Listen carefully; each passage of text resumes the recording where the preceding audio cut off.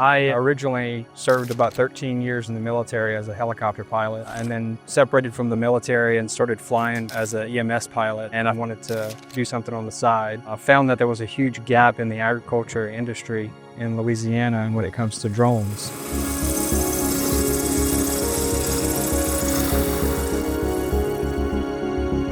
The sprayer drones are so new to the American farmer and here in Louisiana that we're trying to do a lot of research really quickly to let them know kind of what they're going to get from a sprayer drone. For farmers, it's always about trying to be more profitable. They make some money on the crop they sell, but they have a lot of inputs they have to pay for. So every little bit of money we can shave off and be more efficient is a big help to a farmer. I'm a fifth-generation farmer, and I grew up in this area with my dad farming. The drone is another tool we can use for timing, really. It's the most crucial for us is timing. I don't think it's a total solution, but it's a piece of us.